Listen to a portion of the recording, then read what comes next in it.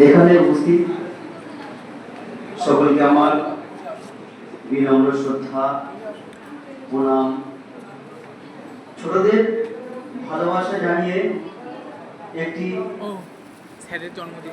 আজ আমাদের শ্রদ্ধেয় পূজনীয় আমাদের বরুণ স্যারের জন্মদিন। ওনাকে অনেক অনেক শুভেচ্ছা, অভিনন্দন।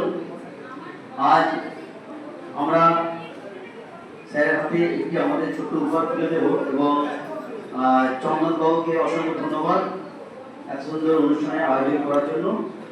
একটি সরচিত কবিতা, কবিতার নাম এসো হে বর্ষা। এসো হে বর্ষা,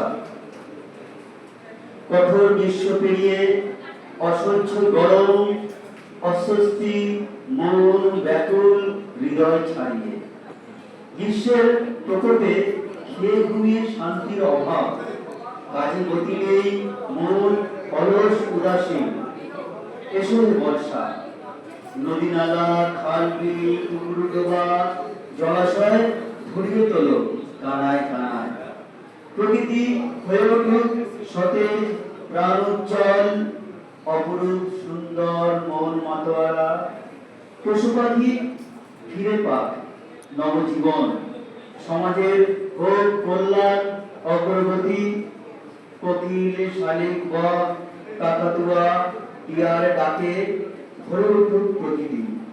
ব্যাঙেদের বসুক মেলা, ঘ্যাঙর ঘ্যাঙর ডাক, লম্ফ ঝম্প আছে যত খেলা। নদী নালা মাঠ ঘাট ভরে উঠুক জলে, ভরে উঠুক ফুলে ফলে। এসো বর্ষা এই ধরাধামে, শীতল করো মন, শীতল করো বিশ্বভুবন।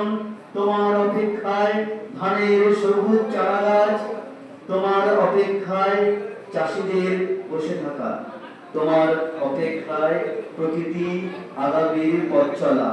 এসব বর্ষা তৃষ্ণার্ত মাটির বুকে ঝরে পড়ো। নমস্কার।